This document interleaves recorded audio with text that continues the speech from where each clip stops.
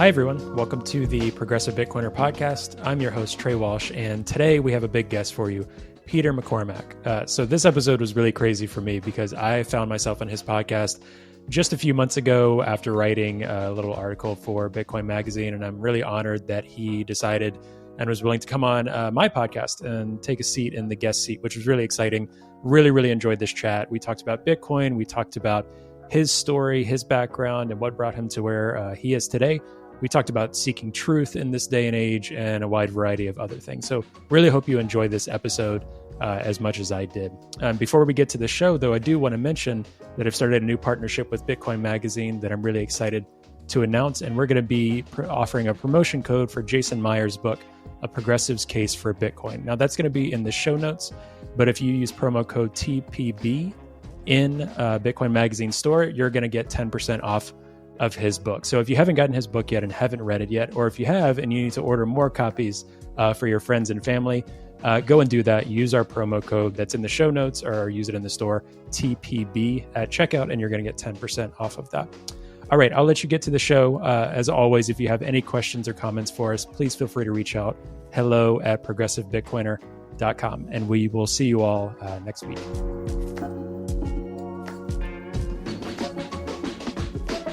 Hey, Peter, thanks for jumping on the Progressive Bitcoiner podcast. Not a problem. You're turning the tables on me now. This is wild. So for those that don't know, many of you might. So I was on Peter's podcast back in March down in New York after writing this little article in Bitcoin Magazine and then sending it to Peter, just wanting to see if, I was on the right course. I'd been listening to you. And you're one of the reasons I probably got into Bitcoin because it was normal messaging, people I could resonate with, that kind of stuff. Sent you an article and was just like, let me know what you think. If I'm on the right course, was trying to tie Bitcoin into my nonprofit stuff and what I'm doing. And then you were like, why don't you come on down and talk about it? Which was wildly unexpected. Got through the gatekeeper, Danny, and Danny asked some great questions, which I tell people all the time. And I mentioned to a couple of people, I don't know if he would ever do it, but him jumping on a podcast, I don't know. Has he? Do you know if he's jumped on a podcast? I don't think he's done a podcast as a guest. He's done a couple of live events. He's been he's been more vocal for sure. Yeah. So anyway, this is very surreal and weird to now have you on my podcast and to even have a podcast at this point, because that's a whole nother thing. So super appreciative. You've been super supportive.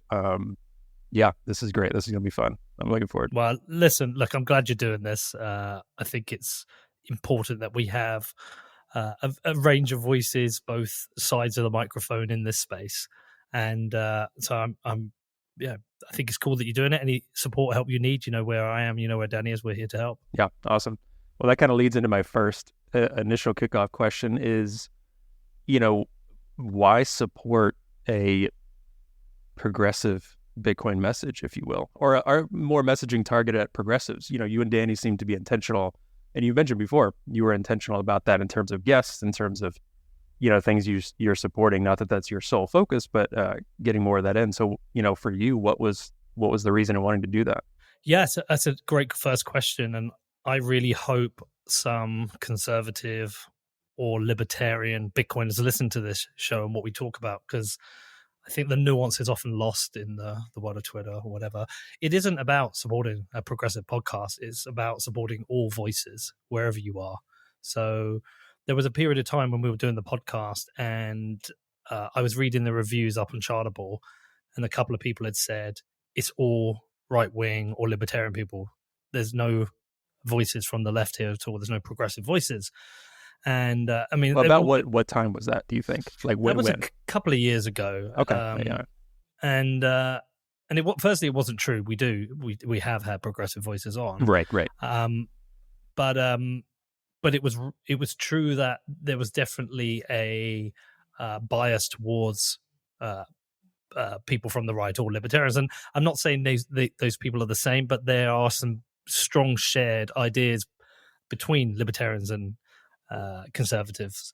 And so I said to Danny, if Bitcoin is to succeed, or for Bitcoin to succeed, or to get Bitcoin as many hands as possible, it's really important that all voices are heard. And so let's we're in this position where apparently, I mean, I think we have, it's a weird thing to say, but we've got the largest Bitcoin podcast, and we have a duty and a responsibility to talk to everyone and bring as many people on the show as possible. So let's make a push to have more progressives on the show. So we put it out there, put it up on Twitter. And we had a whole bunch of people reach out to us. We did a little spell. I think we had Mark Goodwin on the show, and a few others came on at the same time, came over to the UK. And look, these shows don't historically do well for us. Yeah.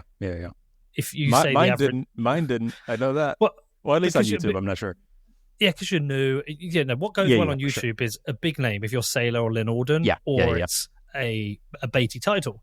And so we knew the shows wouldn't do too well. We knew it would trigger people, but we knew there was a responsibility to do this because there are shared philosophies and shared ideas between both conservatives and progressives with regards to Bitcoin. Yeah. And when you've got Elizabeth Warren and an anti-crypto army lying about Bitcoin or attacking it, she's not going to listen to Ted Cruz or conservatives. But she might listen to a Democrat politician who's been orange-pilled, and her constituents might listen to a Trey or a Mark Goodwin. And so for us, it was a really important job to do. And it's like I said, when I wrote the foreword to Jason Meyer's book, I think he wrote the most important book for conservative Bitcoiners, because you can argue over guns and abortion, trans rights, all those things. The one thing you all agree on is Bitcoin, and you do not want to fight over this. You do not want this to be a political football. So for us, it was a really important thing to do. But it's a challenging thing to do because I've got one foot that's in America and one foot that's in the UK. I spend not half my time, but I spend a lot of time in the US making this podcast and a lot of time in the UK. And I often reference my pinned tweet, how Americans see me versus how Brits see me. If anyone's not seen that, I say Americans see me as this like screaming lefty liberal, and people in the UK see me as Alex Jones. And I think some people some Americans haven't taken the time to like really understand what position that puts me in. They sit from a position of a conservative American and they go, why do you believe that? You're wrong. You're a crazy liberal. Whereas in the UK, I'm a conservative. I'm seen as a conservative. But conservatives in the UK have a lot of shared ideas with progressives in the US, because even our conservative party is fairly progressive on certain ideas.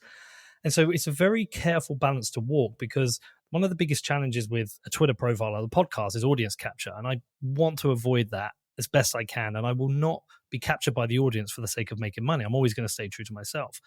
And so we do this, we bring progressives on, we talk to progressives because we think it's an important part of the conversation. But if it was the other way around, if Bitcoin was born from progressives and there weren't many conservatives, I would have made a push for conservatives. So it isn't about supporting progressives, it's actually about supporting everyone. Yeah. And I resonate with that because I am progressive and left, but also, my own background. I was born in, have you spent any time in Virginia, like outside of DC? No, but I'm conscious of politically how Virginia is. Yeah. So it has changed a bit as well, but I grew up in the southwestern part of the state, very rural, very Trump now, that kind of affiliation. So for me, I don't think a lot of people know that too. And I'll talk to people a lot. And I think why I can resonate with a lot of people on the right is because that's my family. That's a lot of people I grew up with. And so for me, it also, yes, I'm a progressive, I'm left. I've only ever voted Democrat in my adult life. But for me, if Bitcoin was mostly progressives, I'd probably be saying, hey, we need to do a better job of pulling in some from the right. And the only reason I'm really interested in the things I talked about on your podcast or even here is that there is such a small minority of louder voices or people putting out media that's targeted at progressive left or just mainstream in general, right? So that's why I'm doing this. And Jason and I have talked about this like 5-10 years down the line. And I think you mentioned on your podcast too, let's drop the progressive, or maybe if it's kind of an in title only for whatever this podcast is, or, future endeavors Jason's mentioned. He might write different types of books because he's an educator, right? It's not about, we want progressives to dominate the narrative. It's that there is no progressive narrative or bent in Bitcoin. And that's my motivation as well. And I completely share that. My views aside, that's my main motivator right now, at least. Yeah. So I received an email this morning from someone who listened to my show with Margot and Troy, and he took issue with me putting people in. Great episode, by the way. Thank you. Like, fantastic. I'm going to have Margot on next week. So I'll try to not hit too many of the same points. She's great. And they said, stop putting people in camps. This is Bitcoin. We're neither left nor right. And I pushed back on them and said, look, that's where you want people to be, but I'm going to meet people where they are.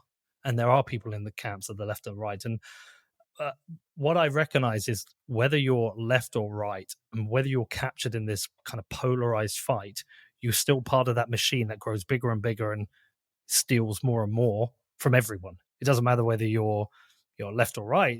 Inflation is stealing from people, and there's a real issue with the government, especially in the US. And so I'm going to meet people where they are. I'm going to talk to them about Bitcoin in a language that they understand, or bring on people to talk about it in a language they understand. And hopefully there's this meeting in the middle. Because one of the great things is that you take Bitcoin out of this. If you were sat in a pub and you sat down with like some staunch Republican, there's not going to be much you're going to agree on. You're probably going to argue the whole time, and it's not going to be very productive. But if you meet a conservative Bitcoiner, you can sit down. You're going to talk about Bitcoin. You two are probably going to be friends and get on. And then all that other shit, all that stuff which the media or the politicians push that creates the divide, I think that'll eventually melt away, because you're going to focus on the most important things, which is freedom to use the money you want and get away from this kind of growing surveillance state that controls every part of our life. And so let's meet people where they are, talk to them in the language they understand. But once we've got them together, let's just talk about Bitcoin. And that's where, I've heard a lot of people on the right, not to name names, who are in Bitcoin that said, yeah, I voted for Obama in 2008, or I would advocate for that. And you know what his messaging was? And it was brilliant. And the reason he resonated with so many Americans at the time was he talked about the problems. Like, hey, your paycheck isn't enough. Your housing situation isn't fun. Your healthcare, you can't go and see the doctor. It just, like, what is wrong, right? And that's a great starting point for Bitcoin and what I want this podcast to be about too is, we've talked about Bitcoin price, the tech, all of that, and people will get into that. And we'll probably cover some of that on this show, but a lot of it is, why was Bitcoin created? The whys, what's wrong, right? If you start there, then you start getting away from the FUD from the left, the whatever cultural stuff from the right, that starts fading away. And then you focus on, why are we here? Why are we doing this? Why is Bitcoin here? Yeah, and when you get into that, it's solving problems that affect you. It doesn't matter whether you are conservative or progressive. It just doesn't matter. It affects you exactly the same. All the difficulties in running a business, in getting banking services, in maintaining your wealth. Like, in the end, a very important thing that politicians push is your money. Having your own money, controlling your money, looking after your money. No one likes to raise taxes. Raising taxes isn't popular, but all those things about why Bitcoin is created, that is for anyone, wherever you are in the political divide. So I'm just to repeat, I'm saying meet people where they are, talk to them in a language they understand, and then let's come together. And I think, I really do feel like Bitcoin is a unifying force for the polarization that happens. But again, the United States is very unique. If you compare it to Europe, if you come to Europe, you're not going to see this massive divide. Some people are trying to stoke the fires and make it happen, but it's not really the same. Both primary parties are much more towards the center. There's much more civil engagement. And so we don't, it's important I think for some Americans to just recognize the world outside of America. It's very different. You're not going to convert a European into a conservative American, because we're culturally very different. We're just very different people. As I'm not going to convert a conservative Republican American into like a British conservative, because it's a very different person. Guns is a great example. I'm very anti-guns, and I've heard all the arguments. I totally get the arguments. Now, I can be a conservative British person and be anti-gun, and I'm in the 99%. I can't be that in America. And so my view is very nuanced. So I'm not, I'm anti-gun. I'm anti for the UK. If there was a referendum, should we legalize guns in the UK? I would vote no, as would 99.9% of the population. Now and I recognize there is an issue with guns in America, but I'm not here saying America should ban guns. it's your country, it's your rules. Like, I understand the history and why you have them, but if I'm going to do that, you need to extend that back to us. You can't turn around to me and say, well, the UK, you're just a bunch of pussies because you don't have guns and you should change. You're trying to change the culture of an entire country where nobody wants it. So, if you want me to meet you where you are, you're going to meet me where I am. Yeah, and you all had a different, not to go on a huge tangent, hugely different experience in the founding of your country, the people groups in World War II, World War I and II, right? When you have those like giant things that happen and bombs coming to your country, that's when you all united on healthcare, right? Like those types of things. It's culturally massively different, and that's a whole other podcast we could do, right? But it's funny, I had Mark Stefani on, who used to run this podcast yesterday. He's in healthcare. So we did a whole episode talking about health and healthcare and those kind of things. But that's another huge divide, and you can't compare, right? I was in Switzerland recently, a couple weeks ago. And again, completely different. There's so many things you see in a small, sometimes homogenous group, whether it's Netherlands, Switzerland, things like that. The US is just a completely different beast, for better or for worse, on all of these topics. But I will say, so you get feedback, obviously, on the podcast from, when you have progressives on, but also those from the right. Do you have data or statistics on any of that feedback, I guess, from Europeans? Are there more Europeans that are kind of anti-state in that libertarian group that are reaching out, or is it overwhelmingly, your US-based listeners? No, listen, it's all anecdotal data. Yeah, 100%. Just what you're seeing. Yeah. Yeah, and look, there will be people in Europe who are considering themselves libertarians, and therefore, I think it's quite a lonely existence being a libertarian in Europe, because there aren't many of them, and they identify with a lot of the libertarian Bitcoiners, and therefore, when they go to conferences, they will spend times with your Saifedeans, your Stefan Liveras, and they have a real affinity with them. But it's not an idea that's particularly well known or popular. If I sat down in the pub with my friends and said, "What is libertarianism?" Most of them wouldn't know and wouldn't care. And if you explain it to them, they'll say, "Well, that sounds weird." And so I just think we're in a very different space in Europe with regards to this, and therefore, anecdotally, what I find in Europe is that my podcast, I would say, your European episodes feel very different. When you have those guests on, it's a very, I would say, different show. It's great, but it feels like a different show in a lot of ways. And sometimes I enjoy those episodes more. It depends. Yep. Well, we're not disagreeing on much. That's true. A great lens for that. If you look at Ukraine, Russia, there's a real proximity to what I see as people's views on that. So if you are in Eastern Europe, you talk to Matthew Mizhinsky, who's in Eastern Europe, but you talk to anyone in Estonia, Latvia, Lithuania, any of the old or Soviet Republic countries, it's almost universal support for Ukraine. And as you go through most of Europe, it's, as you get further away, it's either universal support or indifference. I literally don't know a single person in Europe who is repeating Putin propaganda. Now, you will see it on Twitter.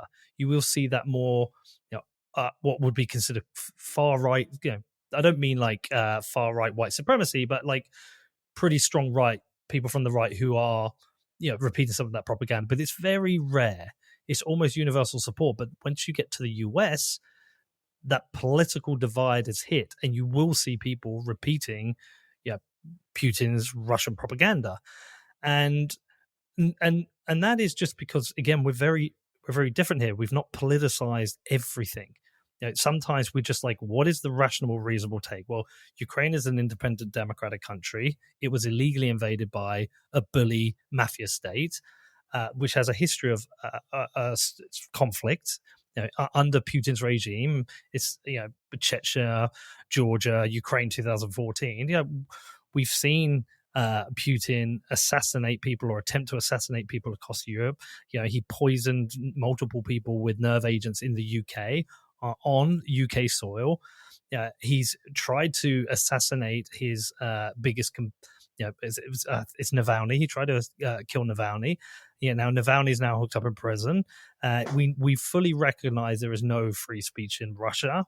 If you're a journalist who criticizes the government, you will probably end up with a bullet in the back of your head. Like, we're not idiots. We see that all. And so when Russia invades Ukraine, it's pretty clear what's happening. And yes, look, was Ukraine corrupt? Yes, we know that. But at the same time, we know what's happening there. When you go back to the US and you see the response, you know there's a political divide on this for the left and the right. And what I would love to know, I'd be really interested. I just interviewed Balaji and I mentioned the same to him. Say Trump had won the last election, and ignore the fact that Trump thinks there wouldn't have been a Russia-Ukraine war if he'd been in power. Say Russia had invaded Ukraine under Trump's watch.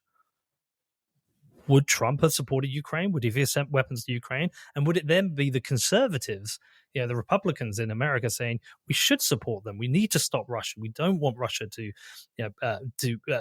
rebuild the Soviet Union. And would it be then the Democrats saying, why are we getting involved in another foreign war? And I don't know the answer to that. Look at COVID, right? I mean, it's pretty clear.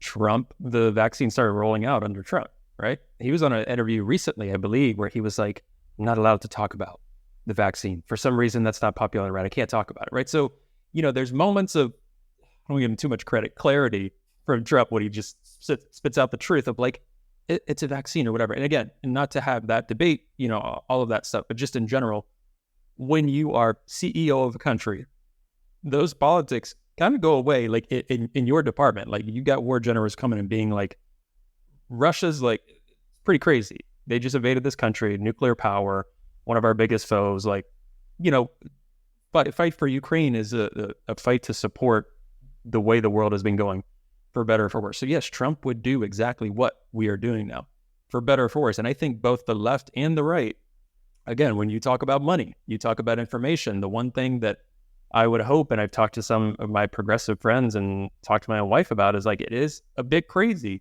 We write checks for a country out of taxpayer or debt dollars, money printing dollars, unanswered, unchecked, right? That doesn't have to be a political thing, right? Again, it might be, yes, we should, or no, we shouldn't, or something like that, right? So there is more of a disbelief and a questioning consistently in the U.S., arguably since Watergate, and you keep going down that. And that's a deeply left, progressive, anarchist kind of background. So I think regardless of president, they would do the same thing. So people should question. People have a right to question. But the problem is with social media and all these other things, they just keep going and there's no end. There's no truth when you go down that rabbit hole.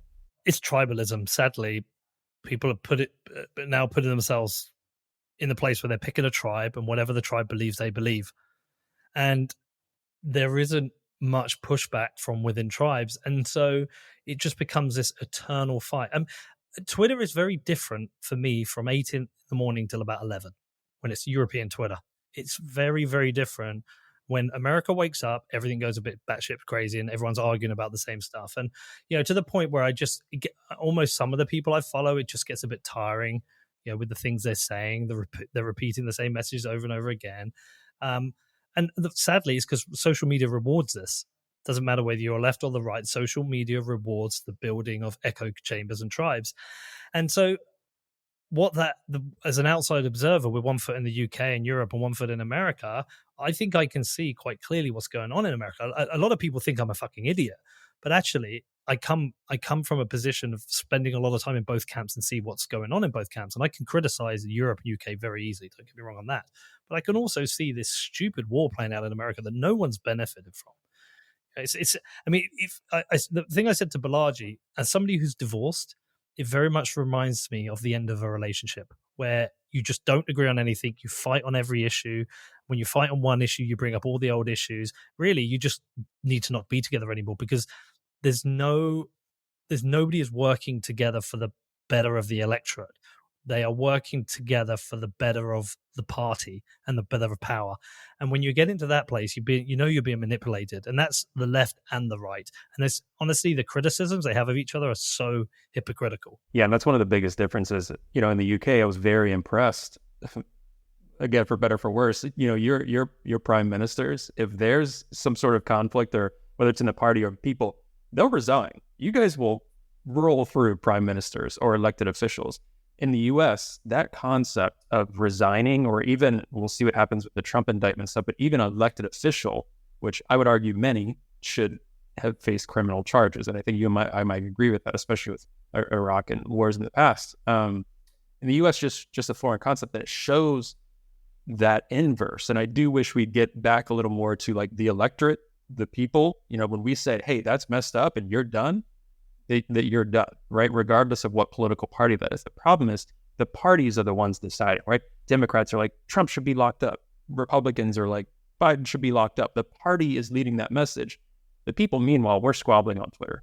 And life continues on the same year after year after year. We've got an election in a year and a half coming up. Do I have any hope that anything would be different? No. And that's why I'm into Bitcoin, because I'm like, that system and our politics are not working.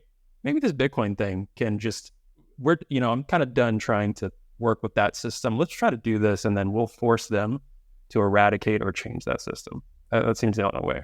I think I'm on the same page as you now. It took me a while. It's taken me years to shed all my kind of status skin. And it took me some time, probably, like in the US, I think people are more distrusting of government, certainly from the conservative side, and rightly so, whereas we're a little more trusting here. So when COVID happened and they talked about lockdowns and told us what was going on, I believed it a bit quicker, and I didn't question enough. Going through COVID, post-COVID, we've now got the select committee doing their investigation into COVID, and generally having my eye open to the way media works and the kind of relationship between mainstream media and politics, I've kind of got to that point where I'm like, okay, look, I get it now. Yes, I still like the idea of democracy. I think whether you like democracy or not, the state is, I think, a natural monopoly that doesn't go away, but I won't vote again. Like, there's nobody, because what am I voting for? I don't believe either party. I don't believe they work for the benefit of the electorate. I don't believe they make the tough decisions that they should do. I think they work for the power and they work for careers. And so what can I do?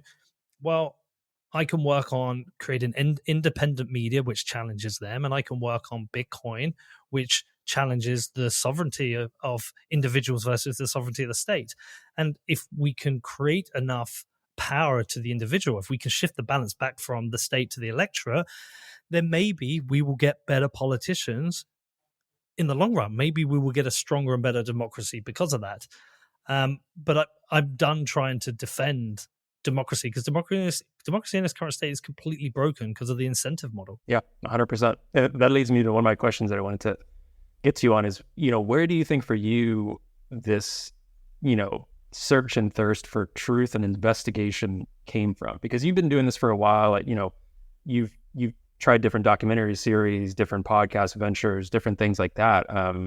Traveling around the world, asking questions, yes, about money, but also about, corrupt governments, things like this. And I think whatever criticism people can throw your way, whether you're, what did you say? Like, people think I'm an idiot or statist or whatever. It's cock or whatever. Yeah. But you clearly, ever since you jumped ship, which I also want to talk about, your career change, you really have a yearning for the truth. And I definitely share that, right? Whether you're investigating or whether you're like, I want to do a documentary about this because I went there, and it's like, that's weird. I'm curious. So where do you think that stemmed from? I honestly don't know. I mean, I'm an oddball in my family. I'm the odd one. Compared to my brother and sister, mum and dad, I'm completely the oddball of the family. I don't know. I've always had an empathy in me. I've had an empathy for people have a tough life, and I very early on, got very interested in the way the world works. I read John Pilger early on. I'm not sure I completely agree with him everything now. But I just became interested in the way the world works. And I spent 2 decades working in advertising. And during that period, I watched Jerry Maguire, and he wrote that manifesto at the start of the film, The Things We Think and Do Not Say. And during my career in advertising, I realized I'm a fucking liar here. What am I doing? I'm trying to convince people to buy shit they don't need. And when we're trying to convince clients to spend money with us, we're trying to make the stats sound as best as possible. And I just felt completely unfulfilled. It was triggered at a time when I got divorced. I was like, I just can't do this shit anymore. Like, for me, the truth is really important. And I get a lot wrong, but I don't do it wrong on purpose, and I don't lie. Yeah. So you can throw any argument you can say, Pete, you were pro lockdown. I was, because I thought it was the right thing at the time. I had a friend who's a doctor who I spoke to, I interviewed actually, and got very upset talking about there was a trickle of people and suddenly an inflow of people who couldn't breathe.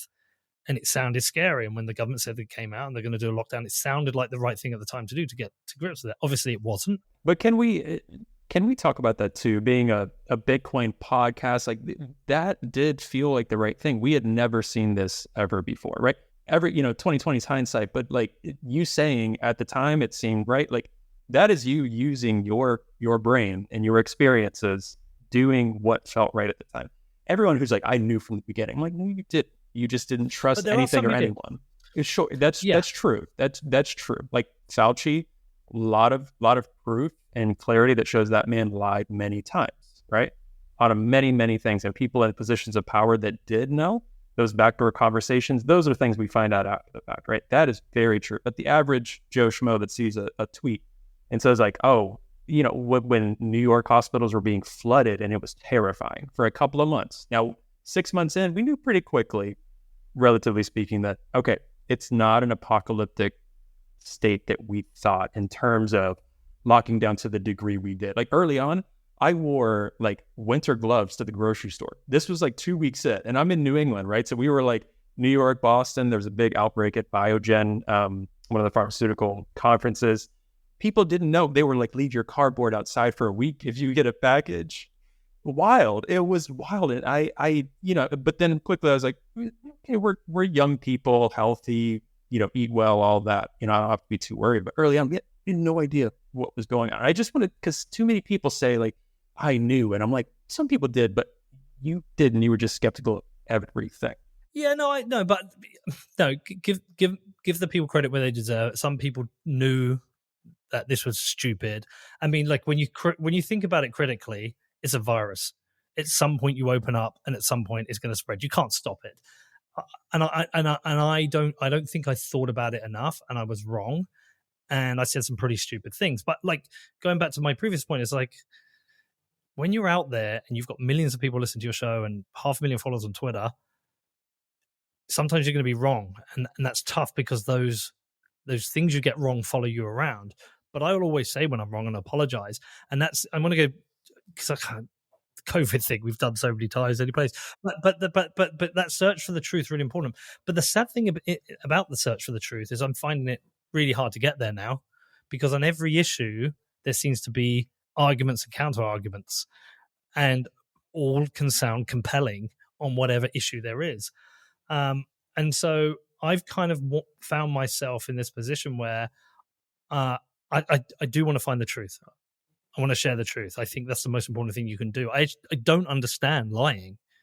I mean, I understand lying as a parent to protect children, right? And little white lies. But I don't understand lying as a career or lying professionally. I don't understand it because I think you've got no morals. Have you got no backbone?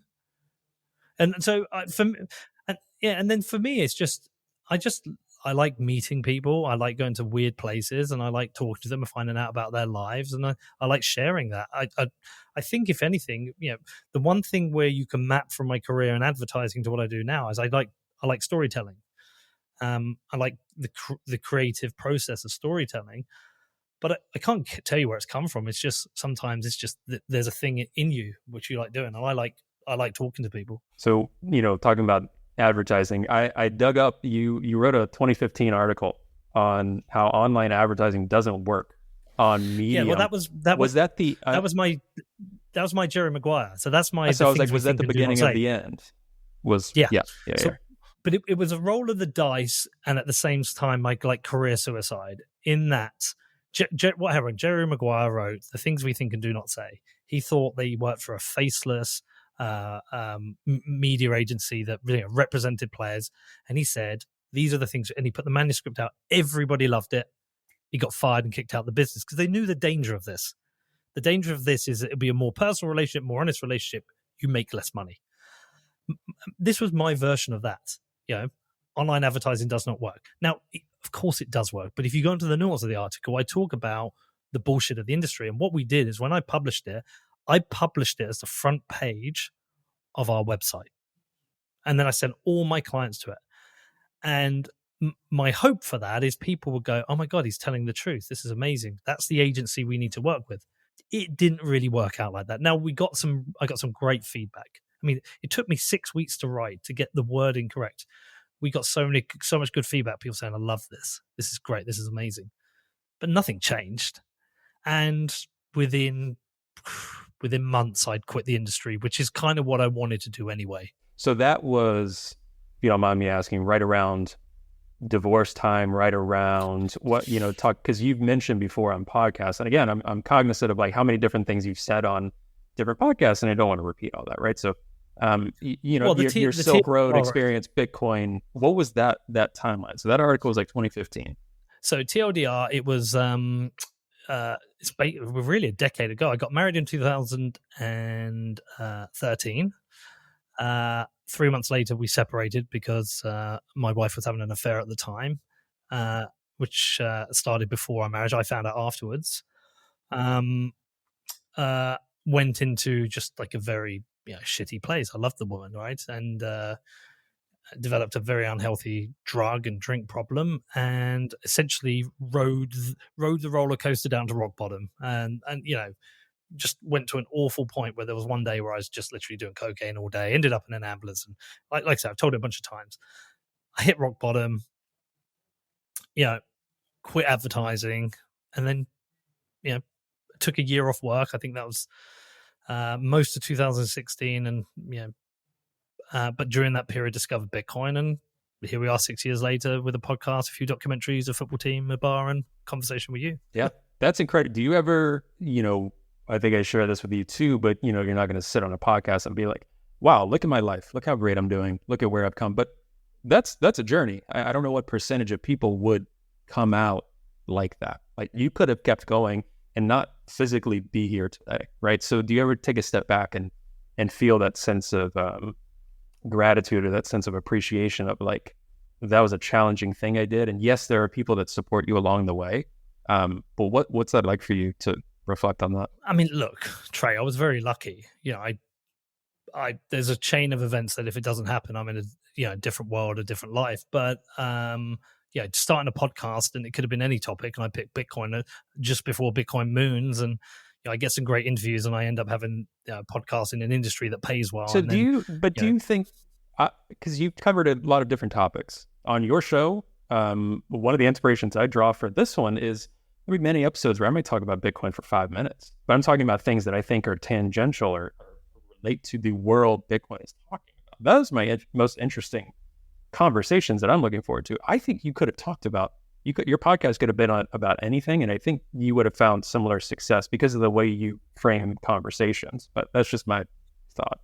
Well, yeah, but like I'm a hard worker. I've built 4 businesses in my life that turn over £1 million, and my agency employed 45 people. Like this podcast has 7 full-time staff. I now run a football. Like I know how to run businesses. Right. So I would have created a business. I've always had the entrepreneurial spirit, but the chain of events that have led me to having the life that I'm living now, there's a lot of luck in there, and I'm very grateful to it. But with my football team, I'm getting to live my dream, and then in doing a podcast and making documentaries, I get to do what I think is like outside of playing guitar in Metallica or playing up front for England, I get to do the best job in the world. And so I feel very fortunate about that. Look, none of this would have happened without my divorce, which is a really weird thing to look at because I lost the woman I love, and my family was broken up. My kids, certainly my son went through a harder upbringing because of that. But I have all this good stuff that's come off the back of it, where I get to travel the world and meet cool people and make shows. So it's a really weird world looking at both of them. But I wouldn't change anything because I love what I get to do. But it was very tough. There was a 2-year spell that was really, really hard. I mean, I went through chronic depression and anxiety. I mean, coming off drugs, I spent a year with just chronic anxiety and panic attacks. Like sometimes I couldn't get out of bed, and I solved that through running. Through running, I've discovered the Rich Roll podcast, and I'd got also because of veganism, because my mum getting sick, she went vegan, so I went vegan. So I'd go running, listen to his podcast, and the running got rid of the anxiety. But mum's cancer required me to get cannabis oil. Well, I needed Bitcoin to get cannabis oil, so I got the Bitcoin, and then I went to a Rich Roll retreat, and then hung out with him in LA and said, I want to do your job. And he's like, well, what are you going to make it about? And I was like, well, I'm in Bitcoin at the time. There's like all this weird chain of events that lead to me having a Bitcoin podcast, and there's just a lot of luck in there. I mean, like I say, it doesn't matter what I had done, I would have worked hard and hopefully had a good career. But to get to the point where you're interviewing the president of a country and owning your local football team I'm the luckiest guy in the world.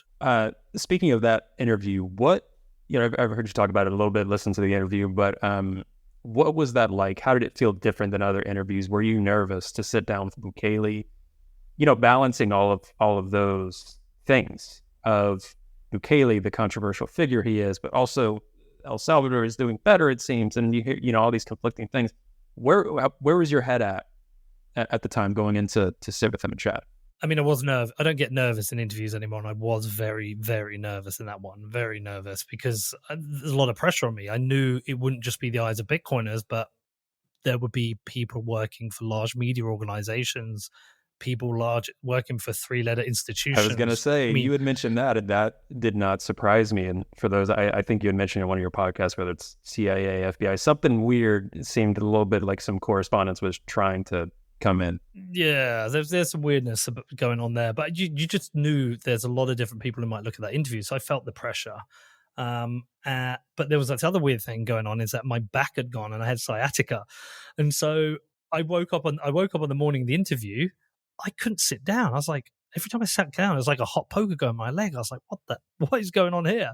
So I ended up having to take a lot of painkillers just to be able to sit down, and I had to time the painkillers because of them wearing off, so they would hit at the point where I sat down. During the interview, I thought I was going to vomit at one point because I was full of painkillers. I had a whiskey. His brother gave me a whiskey before we started. So it was really weird, but like, he was really accommodating. It was I've interviewed him twice now. It was a great interview. In hindsight, I think I could have done it better. But then afterwards, I got on the plane, went home. I got on the plane back to the UK, and I had like a real. You don't often stop and look back and go, wow, look at what's happening here. Like when we won the league as a football team, I haven't really ever taken that in. But I got on the plane after that one. I sat down. I was just thinking, wow, there was a period, whenever it was, 5 years ago, previous to that, where I was in a mess on drugs in the back of an ambulance because I had an SVT. I was about to lose my house. My marriage had collapsed, and my company had collapsed. Like, everything was rubbish, and I was kind of rock bottom and saw no way out of that. And here we are, 4 years later. I'm interviewing the president of a country, and I was like, yeah, do you know what? Life you can turn life around. It can be all right. That's one of my favorite things about podcasts and talking with people. I think similar to you is like, we want to hear about these human stories. Like, yes, it's about Bitcoin where, we got particular focuses, but that's absolutely incredible, and huge and crazy. Like, I even just hearing that, it blows my mind every time. And I think too, your unique position, and what I appreciate about you is, and hopefully there's more, but you have been the bridge to normal mainstream conversations about Bitcoin. I truly believe that. And that's one of the things that we still need. We're early on in Bitcoin in general, but still early on to where it's not just a cypherpunk libertarian conversation. Like, I can say, hey, go listen to this episode of Peter, and know that they're going to get more or less a thing that doesn't sound completely crazy, completely. And again, not because of the political tinge, but because when you're talking about, you've mentioned really magic internet money, it's hard to relate. I had a friend come over the other day and like, oh, what are you up to? Because, recently, and I've been public about it on Twitter, I was laid off. So, similar kind of life situation. What am I doing? So I'm like, oh, I've been doing this Bitcoin podcast. Like, let me say it without them thinking I'm completely, this is Trey's like depressed, unemployed phase or something like that.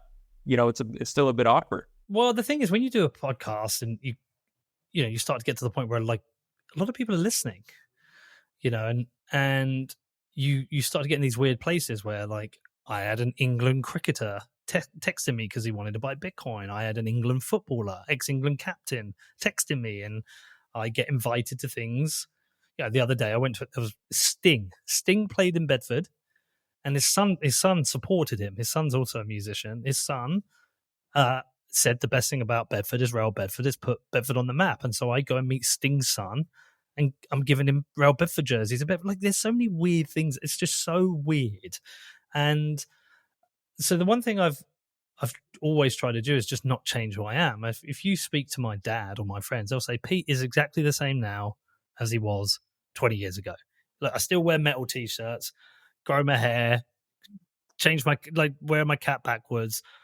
I have not changed, and I, my views have changed and evolved, and some things got better and worse. But I've really tried to just stay as me as a person, and I think that's maybe why the podcast works for some people, not others. Some listen and go, yeah, it's a bit like me with Rogan. I disagree with Rogan on things, but I trust when he says what he says, he believes it, and like, I want people to know, like, all right, Pete gets things wrong, or I disagree with him, but I think he's being honest.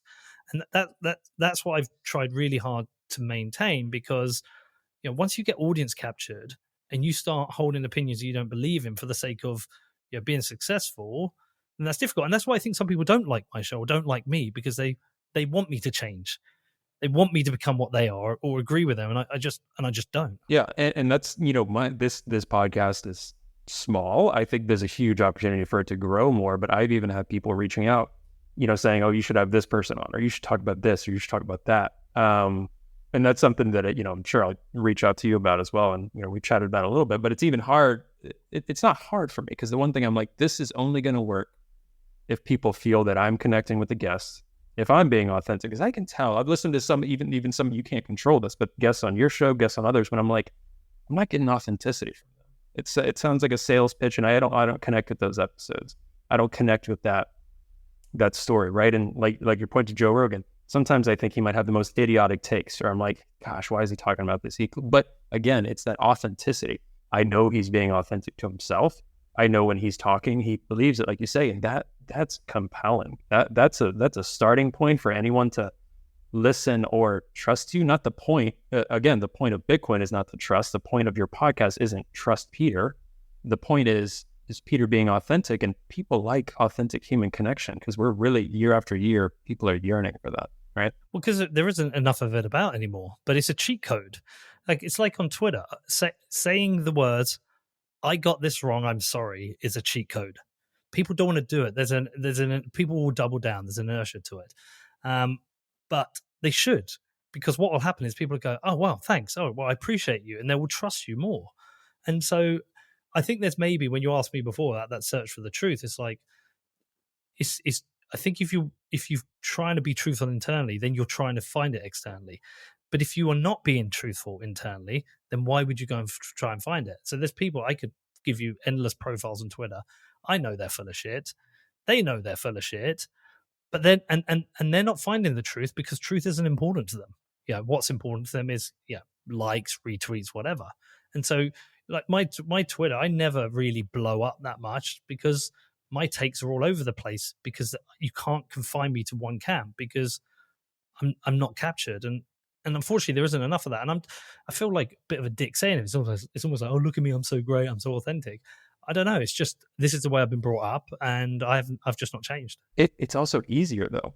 Like, if you don't have to keep up with a lie, if you could, it's not lazy is the wrong word, but it's easier. Just be yourself and run your life that way. Now, listen, if yourself or part of yourself is, like you had mentioned, drug addict, you're drinking yourself to sleep every night, you're terrible to people in your life, sure, maybe some changes are required. But I mean, be yourself in terms of, like, I got this wrong, this is what I think, have this authentic conversation, and I think the world would be a better place. And I don't think anyone would disagree if those in power, politicians, Jay Powell, whoever, would say, got this wrong.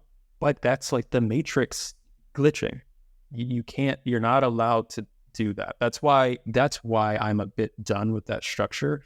And again, I'm saying this as my opinion, a progressive, and people do need to separate more and more. And I've mentioned this. I think Margot and Troy are great examples of this. I think Troy is probably just done talking about politics, right? Margot seems to still be a bit in that camp of like left-leaning wanting to talk about it, right? And I find myself in that camp as well.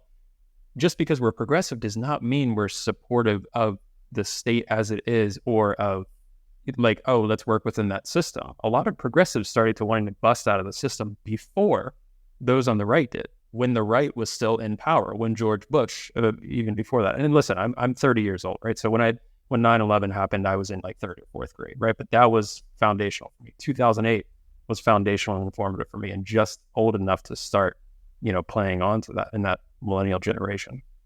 Well, I think the Democrat Party has made a lot of mistakes over the last 4 to 8 years that have really damaged them as a party, as the Conservative Party in the UK has. The Conservative Party has drifted away from traditional conservative values. They're essentially, center right now, but with a lot of, very because basically what's happened in the UK is like it's very hard to divide the two parties now.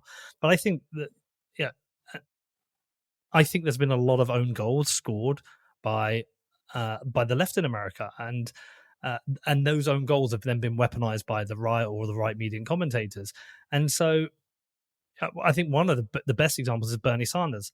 I think Bernie Sanders wouldn't have been great as a president because I think he wanted to give too much free stuff away. But if that's who the people wanted to vote for, give them who they want. Let them make their mistakes. Let them see the mistakes. It's like when you try and protect your children from making mistakes. You don't say no to them. They don't learn from their mistakes. And so you have to allow people to make mistakes. And the DNC blocked Bernie from running, and he probably would have won that election, probably would have beaten Trump.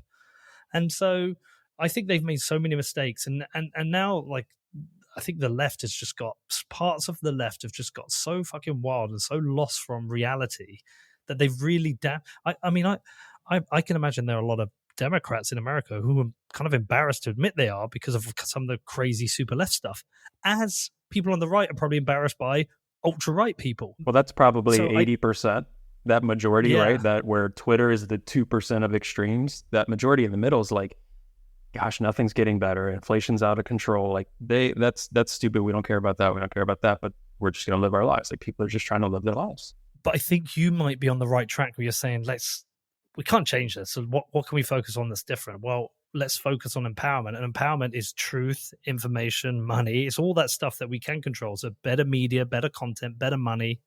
Balaji was talking about, what did he talk to me about? Media, money, and military. And so media, we've got kind of decentralized media now, which is great. Money, we've got Bitcoin. I mean, military, I think the only decentralized version you've got is your Second Amendment rights. And that's not a rabbit hole I want to go down. But where can I make a difference? I can make a difference by empowering people, by helping them learn about the financial system, how they can protect themselves, and by distributing better content. And in that, if I can have some sanity in the middle, rather than like attaching myself to ideologically to one group, then hopefully that will help people. So from your end, a couple other thoughts. If someone from the left is listening to this, a progressive, my hope is that, a lot of people, especially early on, might be Bitcoiners. They might come listen because they've seen me a little bit, most likely come listen because you're on this podcast. But from anyone from the left that stumbles in like progressive Bitcoiner, let me check this out. What are some of your biggest arguments or kind of the easiest selling points for progressives in the US? And again, I understand across the world, a lot of people have reached out and asked me, Anita Posh was one, like, what is progressive? Like, it's not, I understand, but the progressive values of the left, everyone has their context of that. And that's what I'm also trying to talk about, because this is a global podcast. We've got a lot of different countries, low downloads, but a lot of countries that listen in. So for you, what are the selling points? I would approach it differently. If somebody is a progressive, listen to this show, they're not there on Bitcoin yet, I would say discard everything you've heard so far. Yeah. Discard good starting point. Just discard everything you've heard so far, that it is boiling the oceans, it is an environmental disaster, that it's used by terrorists and drug dealers and money laundering. Discard everything you've heard. Go and buy Jason Meyer's book, The Progressive Case for Bitcoin, or A Progressive's Case for Bitcoin. Yeah. With an amazing forward I've heard from it's someone. Pretty good. That's good. Then write down your questions that you have. The things you don't understand or the challenges you have. Then find a local meetup and go and ask those questions. That's what I would do. But it's a small investment of time to because if we're right about this, which I think we are, and you're wrong, it's going to economically benefit you by understanding Bitcoin, and it's going to benefit the policies that are important for you. If you care about the wealth gap, if you care about the rich getting richer and the poor getting poorer, well, then you should study Bitcoin and understand why Bitcoin, can support I don't know if it's a closing of the wealth gap, but a more fairer financial system so the poor aren't getting poorer. If you think Bitcoin is bad for the environment, go and read Jason's book and go and understand what's happening with Bitcoin mining and the grid in places like Texas. If you believe that, by the way, and I think we should be focusing on nuclear over wind, but if you believe we should have more renewables, go and understand how Bitcoin mining is leading to investment in renewable energy. Just go and read the book. Assemble your questions and go to a local meetup. There'll be a meetup somewhere that you can get to, and also, or drop me an email, or drop Trey an email. I'll reply. Come up with your questions, but don't discard Bitcoin just because a conservative who's a Bitcoiner. Or don't discard Bitcoin because Elizabeth Warren said something, or you read something in the New York Times. Discard all of that. You've been hit with misinformation. Just go and read Jason's book, and then go and talk to a Bitcoiner with your questions.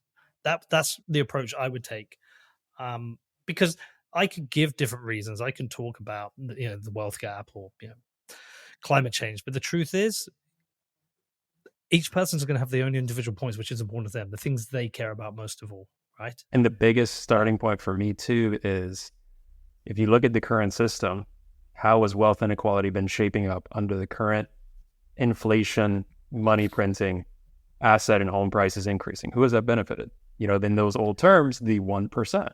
So that system clearly is not working.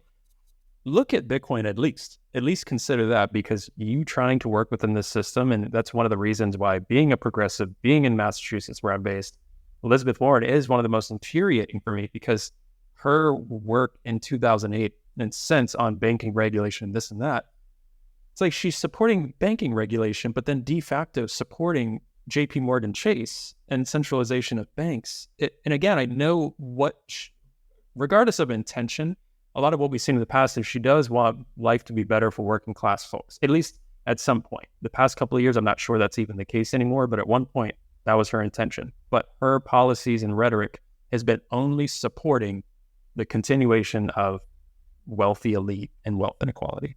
Period. Well, that leads to another important point. Again, if you're a progressive, listen to this, and you're not a Bitcoiner, one of the great things about learning about Bitcoin is you then learn about other things that you didn't know about. So, learn about money, learn about the financial system, learn about Wall Street, learn about taxation, learn about inflation. Go read Ovik Roy's article from FreeOp about inflation, where they talk about even a small amount of inflation, even low inflation, has a compounding effect on the poorest in society. Okay, go and learn about that. Just go and learn about all these things. You don't even need to buy Bitcoin. But I guarantee you, what you think is true, there's a good chance it's wrong. And the things you believe were true up until this point might be lies. And the sooner you get away from thinking the problem is left, free, right, and you start realizing it's them v us, and the politicians are no longer really representing the electorate how they should be, and how they've created this beast that feeds on fiat money and requires the eternal printing of money, which damages you, the better you will be armed to understand the world around you. Because, like I say, I think we've both got to the point where we probably won't vote. It doesn't change the fact of what I believe, but I understand what's going on a bit better. And so if that Bitcoin rabbit hole leads you down other rabbit holes, you're only going to benefit. I mean, I don't know anyone who's done the real work. Yeah, not friends who've read a couple of articles of Bitcoin, but people who've gone down the rabbit hole, read a couple of books, listened to a few podcasts, who've gone, do you know what, that Bitcoin thing's not for me. Yeah, once you've taken the orange pill, there's no coming back. Yeah, but I think even to be willing to do that, you got to first come to a place where you've already established, all right, I've seen enough of the current system, or enough behind the veil, that I want something else, right? Like for me, early on, initially with my own story, it was, okay, I work in nonprofits, I've got some student loan debt, these stocks and stuff, this isn't looking too great. The inflation, I want to diversify a little bit, so let's Bitcoin. Then finding your show, don't even remember how I found it, but then hearing Alex Gladstein, hearing about humanitarian stuff as someone from the left, global issues, hearing about the Trojan horse theory, that even if people have misaligned incentives, or not misaligned, but terrible incentives of greed, or they want more Bitcoin and this and that, it's still going to benefit. That's the great, and there's never been anything like it. This whole, you should fight climate change, or this company should donate to this because it's the right thing to do. This free market capitalist, it's the right thing to do. Do that. Or this government is going to do it because they care, or this person's going to do it because they want to. No. This works no matter what, regardless of people's incentives. That's what's brilliant. For me, that was like okay, this could actually work, because I was mistrusting of the world, and like the world is kind of evil. So it's good, but it's also evil. This fits both camps. It's brilliant. Yeah, I mean, look, it goes back to what you said earlier. What does Bitcoin solve? What are the problems it solves? Once you identify those, it becomes very clear that Bitcoin solves the same problems for people of the left to the right. It solves the needs of humans outside of politics. But you have to get to that point where you realize, actually, yeah, they might believe in the Second Amendment, and they might believe in that abortion is evil, but their fundamental basic needs as a human to survive and support their family are exactly the same as mine. And once you start realizing that, the other stuff will start to go away. That's awesome. Well, I want to just ask you one more thing in terms of, sure, man, what you got going on the rest of this year. So I think you mentioned you and Danny are going out to like Africa in December, but what does your world look like the next 6 months for a year? Yeah. 4 more films. So I'm going to Argentina next month to make 4 a film. More? Yeah. Wow. So I'm going to Argentina next month to make a film about living under high inflation. September, I'm going to head to Lebanon. I'm going to be making a film about living in a failed state. So when a state is actually failed, what does that mean? I'm going to go out to Canada in October and make a film about revisiting the trucker story, kind of like what happened, what really happened here. And then December, I'm going to head out to Africa and make a film about what's happening there. And then around those events, I'll obviously be making podcasts and whatever. But yeah, it's going to be a busy year, and hopefully continue to improve my skills as a filmmaker. That's incredible. That's awesome. Oh, and hopefully we're going to win another league. Yeah. Cool. So where do you want to point people? Anything for people to look out for? I obviously highly recommend, if you're new into Bitcoin, check out Peter's podcast. It's a great initial first step. But anything else you want to share? Yeah, check out the podcast. It's called What Bitcoin Did. It will have a range of voices on there. People you agree with, people you disagree with. Go and check it out. Let me know what you think. And if you like football, soccer, check out Real Bedford, my football team. Yeah, and Tottenham, right? That's a good one to follow right here. Be careful. Yeah. All right. Anything we didn't cover or mention that you wanna throw out there?